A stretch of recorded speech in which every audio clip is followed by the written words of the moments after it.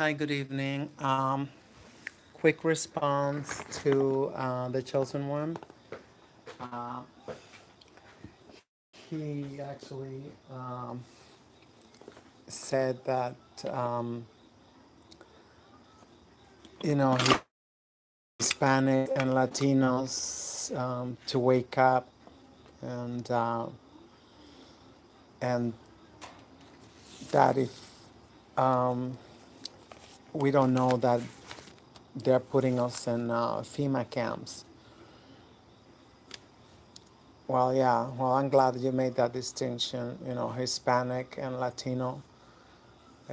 Somebody who identify Hispanic, um, most likely it's gonna be that very Eurocentrist. Uh, you know, that's why that word. But there's a lot of Latin Americans without even being anti-white and anti-capitalist, which to me is synonymous. Um, they don't. It don't mean that they can be Latinos and they still be very Eurocentric and capitalist. So, but the reason I wanted to say that is just like, well, it's all about self hate. It's about self hate. It's not um, that. I mean, that's what's preventing unity, in my opinion. Internalized hate. Um, we was all told um, we was despicable, ugly, um, stupid, but there's no question. Chattel slavery was the most brutal oppression, probably most likely in the history of the whole freaking universe. And the more I learn about it, it's just like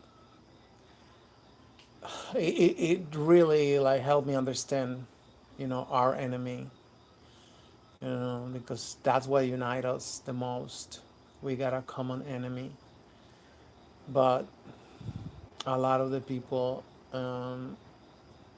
in our countries, I'm Mexican. I was born and raised. I came here in 1989 when I was 23 years old, and so I was totally born and raised in in one of the most despicable places. And don't get me wrong, it's a very beautiful city. It's like and everything, but it was a very strategic city. It's like it's like all right wing nuts that want to be white. So we have at least like 10, 12 states, and that's what I made this video for. We don't go as much as, um, as, Hispanic, Latino, whatever, but we go a lot sometimes by country as well. Like, I'm not sure that we just had a huge breakthrough in Mexico after 70 years of having United States, the United States choose our presidents, their presidents, CIA agents, um, just like in Haiti. Um, we finally was able to elect our own president. People call him AMLO by his initials, Andres Manuel Lopez Obrador, or AMLO. And he's just amazing. He's amazing. He's only been in office for 7 months and it's already turning things around.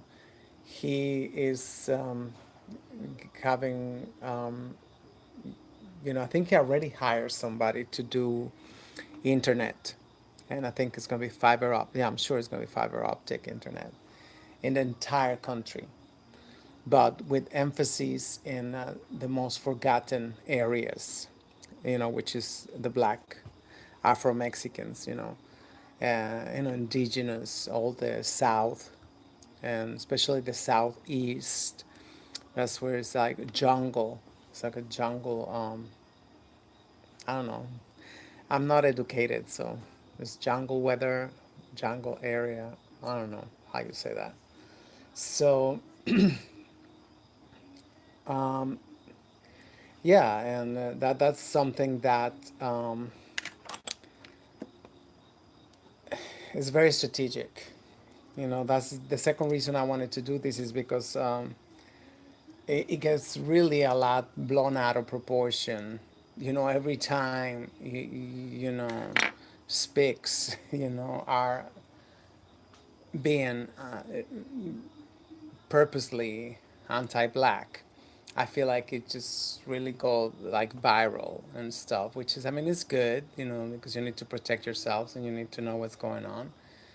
And yes, I'm not saying here that I endorse, these people, if you want to call them my people. I'm not. I'm not endorsing them at all. So it's like, no, no. I mean, but it's not just everybody. There's like chunks of people who are,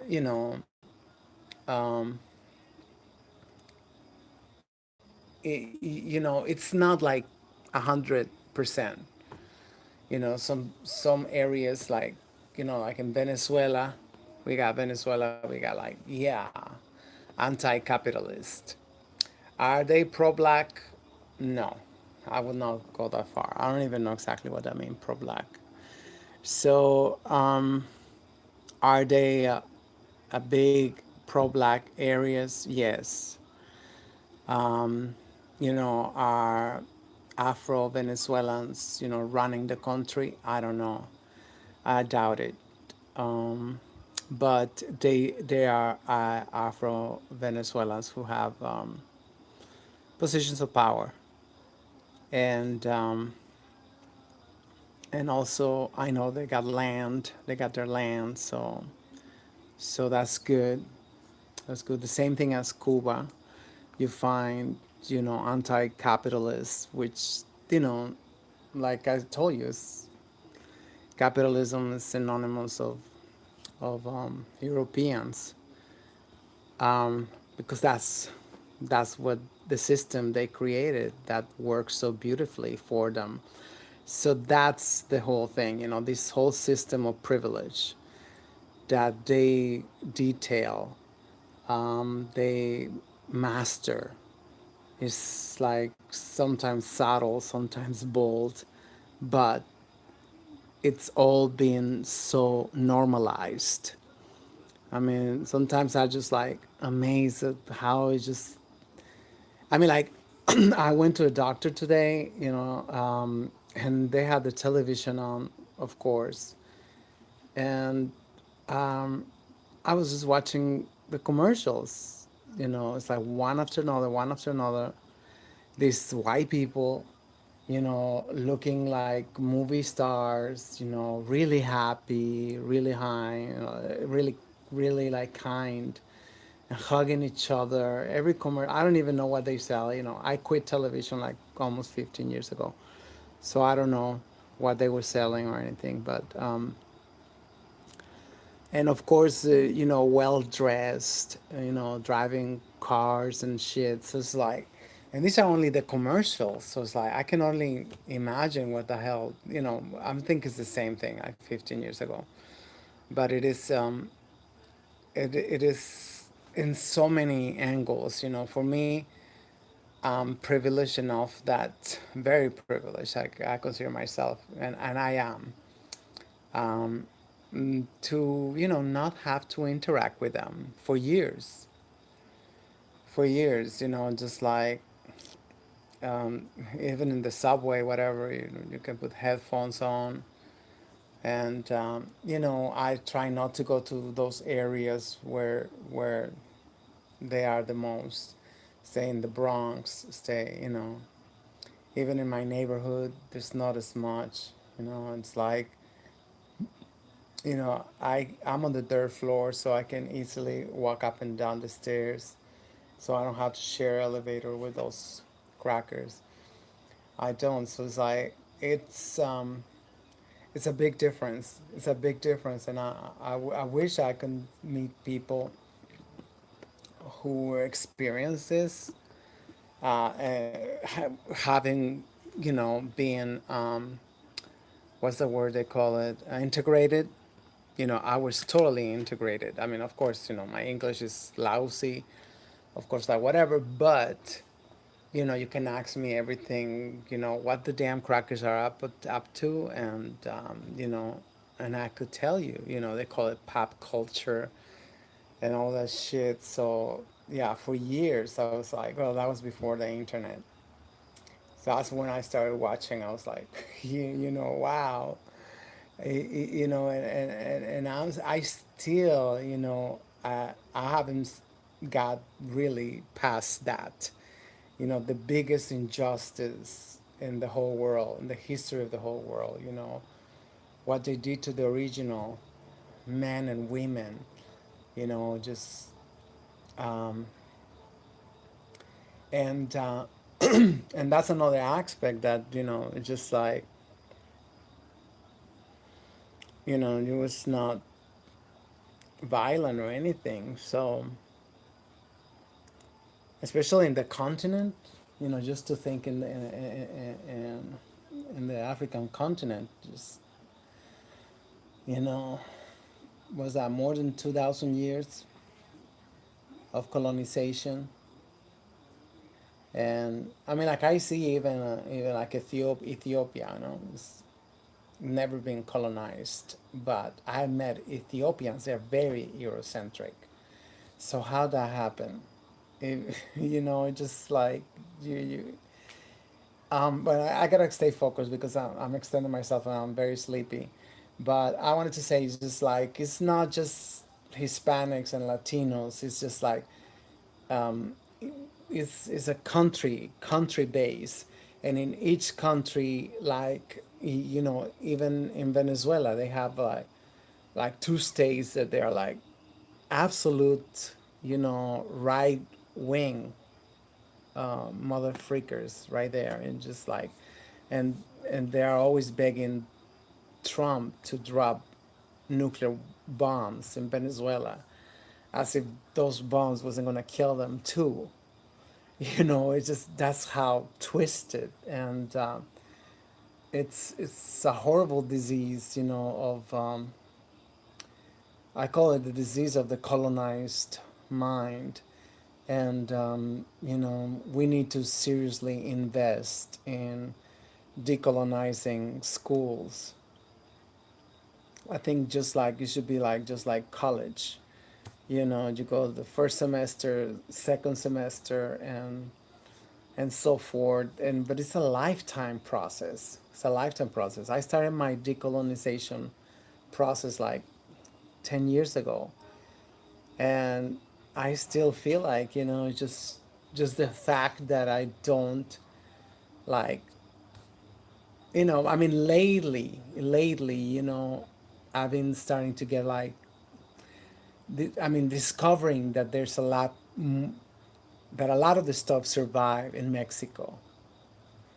Of course, it's very little compared to what it was, but there's a lot. I mean, I just recently got to read the letter that our last emperor, Tlatuani, um, Cuauhtémoc, Cuauhtémotzin, the the the the the postfix, is that prefix and postfix? I don't even know.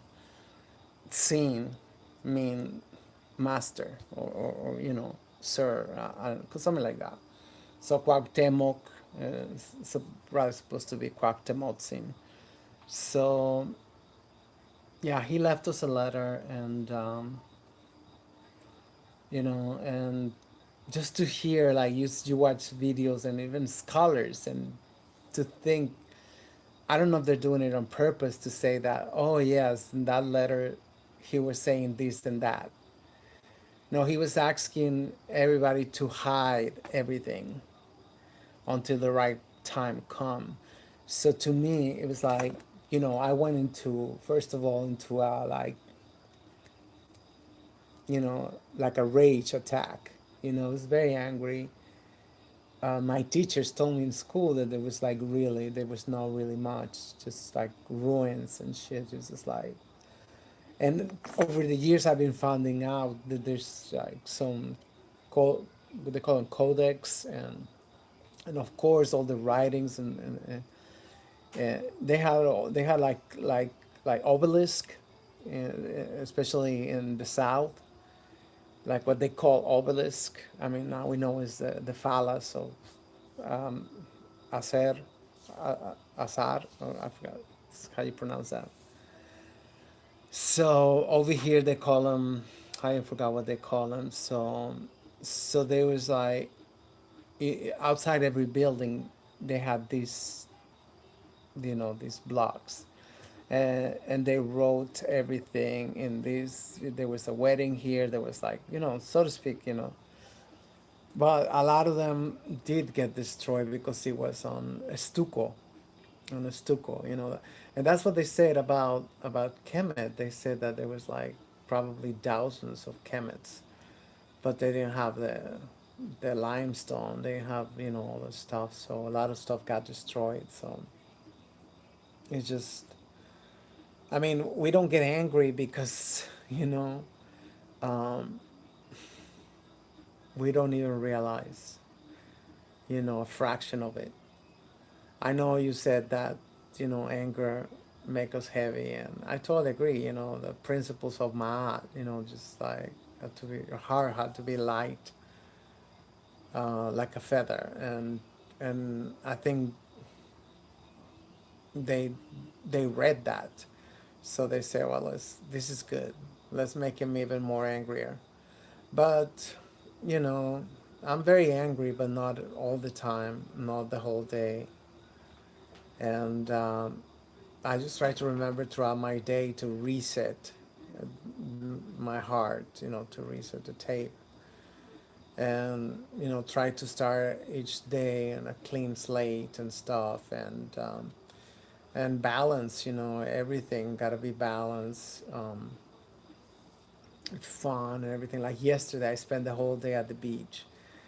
That was amazing, and that's, unfortunately, the beach time is almost going to be over, but the summer times I try to spend it at the beach. So it's not like, I mean, you're probably wondering, like, so get to the damn point, right? No, there's no point. There's no point. It's just that basically, tell you, like, don't don't believe the hype. Be careful every time. Don't trust um, neither Hispanic or Latinos, just like that. And, because what I learned is that my people are constantly trying to run for blackness. And I've said it before. I think, like, somebody who's running away can be dangerous because they break shit, they push people away, because you're escaping. So that's the way I see it in my head, escaping all freaking day blackness. And what they gotta do is just gotta make sure that in their head, because they're so fucked up the head, gotta say that, I'm not black, that is black. I live in Dominican Republic. I'm in Upper Manhattan. This is a Dominican neighborhood. I bought an apartment here. I've been here for, like, in this apartment for like almost 26 years. So I kind of know them a little bit, and and I hate them. The more I know them, the more I love the people of Haiti. And it's just like despicable, what they did to themselves, because it's the same people. We cannot even say, oh, what they did to the Haitian people. It was right them, it's them. And some of them, they still have the last names and the first names and everything, and they call themselves Dominicans, and it's just crazy, but it's like when in this case, running away, you gotta find a victim and say, that is black. I'm not black. Constantly, they have to find a victim and just pointed that out, to their friends, to the whatever, even when they're not saying in their face, but, I hear them in the train. I hear them, like, and, like, I used to, at the beginning, I used to get my nails done in a Dominican salon. And one day, somebody said, like, was talking about this other woman, and just like, the way she dressed, colorful, and they say, oh, she got a carnival going on. And I was like, how hateful that shit is, It's just like they all have to paint their nails, you know, like peach or pale pink, just like Becky, you know, they spend hours at the salon, relaxing their hair and stuff, and just, but, I say, plan C or plan D, buying property in Mexico. And just keep an eye on Mexico, because amazing things are happening. And this is the opportunity to come down in Mexico and buy property and get situated, because otherwise, we have the opposition, the Mexican opposition, which are continuing inviting Europeans to move into Mexico. And, it just, these people, they feel so proud to have crackers living in Mexico alone. So you can imagine what we're talking about. So, but there's areas right now, and especially right now, because of Europe is shutting their doors, because they are afraid that they're gonna make Europe African again. So the same way, this country is so panicked, because it's happening. It's like, yeah, make America all make again, right? So they hate that. So, but so we're getting. I mean, it's not a lot, but percentage is like 1,000% more African migration, African immigrants we're getting. So so they need you. Most of all, they need you. The new Africans that are coming into Mexico, Haitians keep coming to Mexico, and Honduras, which are also African, diasporic, and and the last census we got, we have 1.6 Mexicans identifying themselves as black or Afro Mexicans, and they fought to have it in the census.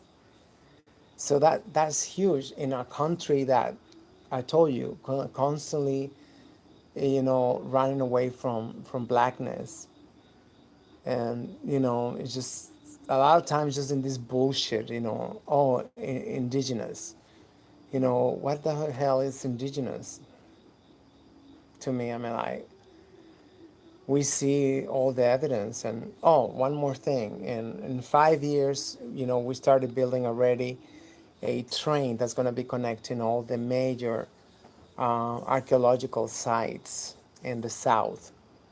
So it's going to be called the Mayan train. So you can Google it.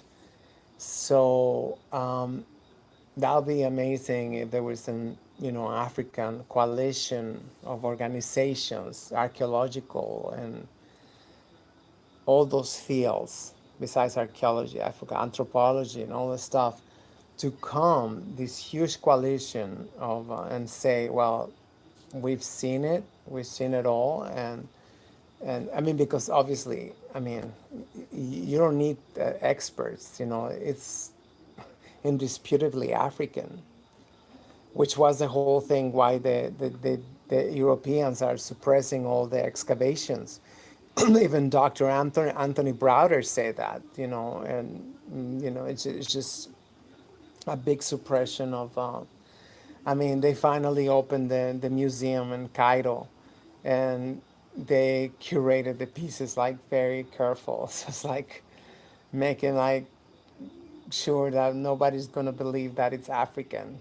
You know, it's disgusting. So this could be potentially a huge blow against this whiteness bullshit, and a wake up call to all the Latin American population, and to get proud, and to realize the honor to actually have African people come and give us civilization in the Americas, to teach us how to write, you know, the arts, mathematics, everything. You just seen it, you know, throughout Mexican territory, and Latin America, you know. Sometimes I wonder, it's like maybe that's why, you know, in Peru, because Peruvians didn't write, so I guess they got it through the Mayans, and I don't know why they didn't learn to write. But it's you know, that's just, I just felt it. I felt the spirit move me, and to say like, let's make this video. Sorry, I'm very tired. I'm very sleepy. I had a wonderful weekend. You know, I drank too much on the weekend. I'm still catching up, you know, with my sleep now. So, you know, great work. You know, thank you for blogging. And and yes, unity it's going to happen when we get to understand each other. And I'm planning to go back to Mexico in 3 4 years.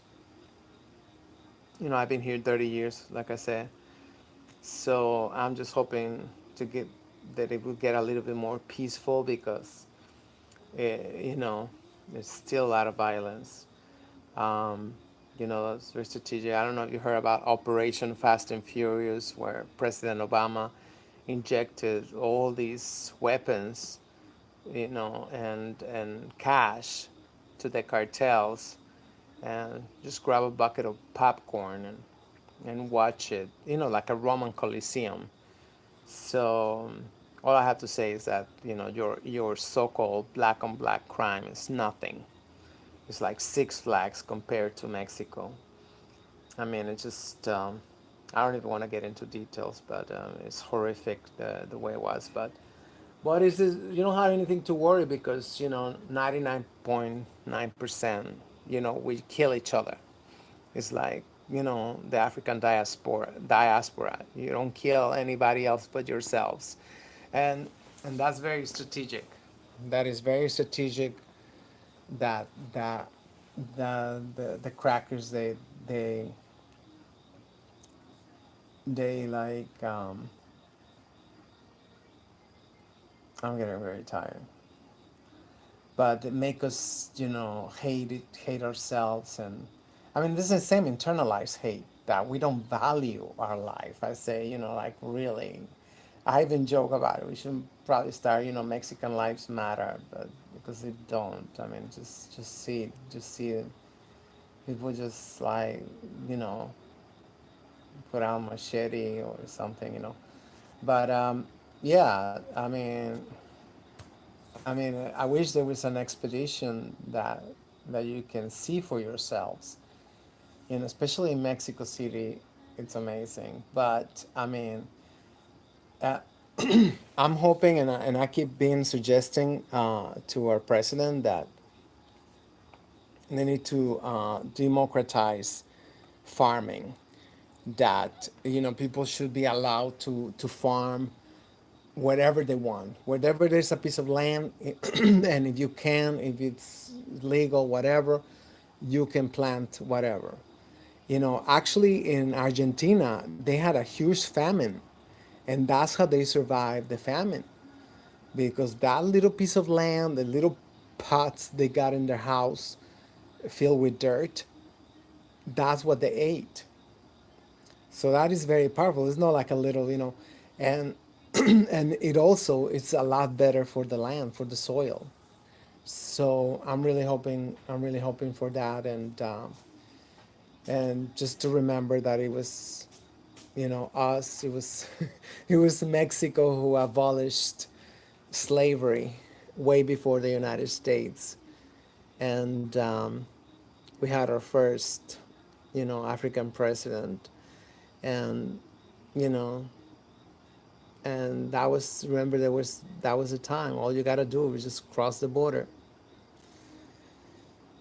So that was the moments I'm the most proud about my country, and but it's just they started mixing, they started swirling, the self hate started mixing up with the lightest Mexicans and with the limpest hair. It's all about the limp hair, I guess. So it's but but still, it's just like thanks to internet, you see, Afro Mexicans, I'm very proud of being black. And I'm just like, wow. We just didn't see that when I was growing up. It was just like it was the elephant in the room. But it was very, very racialized and segregated in Mexico. But once again, we can have it again. We can have Africans come and and give us more culture, like the Olmecs. That's I think that's what the Spaniards call them. I understand their name is Tomoancan. It was the Tomoancan people, which I understand was the Dogon, right? So anyway, have a good night, and I hope I wasn't too excruciating. And thank you.